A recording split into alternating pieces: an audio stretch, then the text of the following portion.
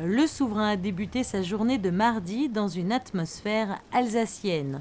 Le prince a été accueilli le matin à Colmar par le préfet et le maire de la ville pour visiter le musée Unterlinden.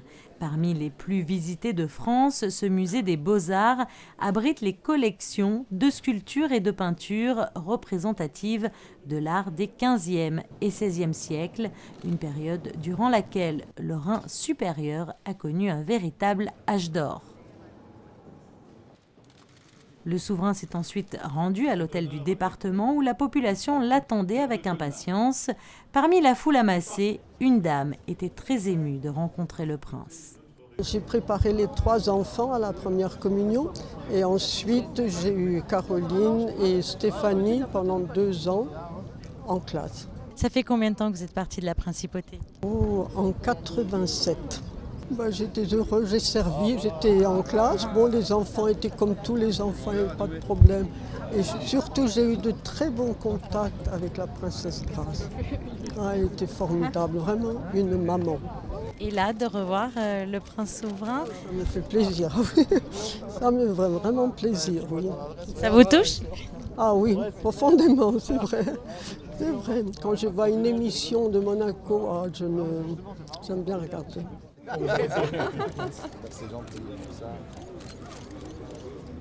Lors de cette visite à l'hôtel du département, une plaque commémorant la venue du souverain fut dévoilée et un déjeuner fut donné en son honneur. Direction ensuite la commune de Isenheim, où là encore le prince Albert était très attendu par les enfants et par les villageois, le souverain étant ici chez lui. Alors la famille Grimaldi et ses ancêtres avant sont seigneurs, comtes de plusieurs communes en Alsace, puisque toutes ces propriétés des Habsbourg ont été amenées par Madame Mancini, nièce du cardinal, au moment de son mariage avec un des aïeux du prince. J'ai compté, ça fait 12 générations. Donc en 1661 exactement.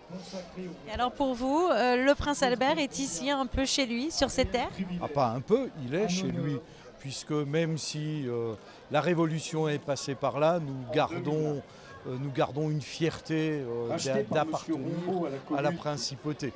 D'abord une grande fierté, parce que je crois que c'est la première fois depuis plus de 100 ans qu'un prince de Monaco vient à Isenheim, mais vraiment une grande fierté. Et puis de la joie, parce que pour les habitants qui se sont déplacés malgré la pluie, je crois que c'est un beau moment pour notre commune et pour ses habitants. Et franchement, pour nous, une très belle journée, malgré la grisaille.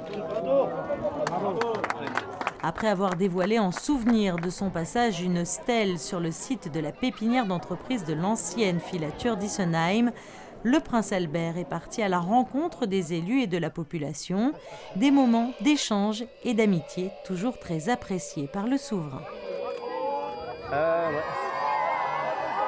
Je crois que c'est important de maintenir ces liens historiques qui sont bien sûr des liens d'amitié avant tout, et non seulement de célébrer ces liens et cette histoire commune, mais aussi d'envisager le présent et l'avenir avec ces lieux. Et il y a, je pense aussi, de belles opportunités de collaboration. Et c'est pour moi non seulement très émouvant aussi de venir à la rencontre des populations de ces villes ou de ces régions qui ont un lien ancien avec la principauté, et puis de pouvoir dialoguer avec eux, de pouvoir avoir des projets communs. Par exemple, à Colmar, vous avez vu une dame que vous connaissez bien quand vous étiez petit, qui s'était occupée de vous. Ça vous a touché ? Écoutez, c'est toujours émouvant et je trouve assez symbolique aussi qu'il y ait aussi des liens presque familiaux avec cette dame qui était une religieuse auparavant et qui s'était, avec les prêtre de l'époque qui s'était occupé de la préparation de ma première communion. Donc c'est vrai que je l'avais revu depuis cette époque-là, mais pas depuis très longtemps.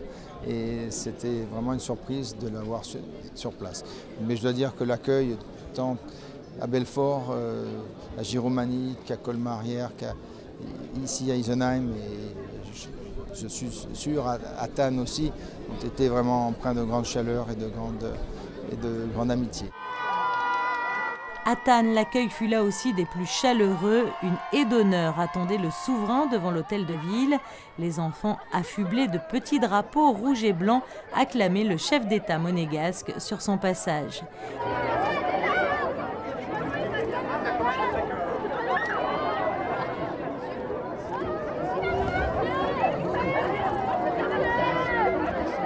Une visite officielle en Alsace qui s'achevait dans un lieu symbolique et chargé d'émotions au cœur de la collégiale Saint-Thiébaut de Thann.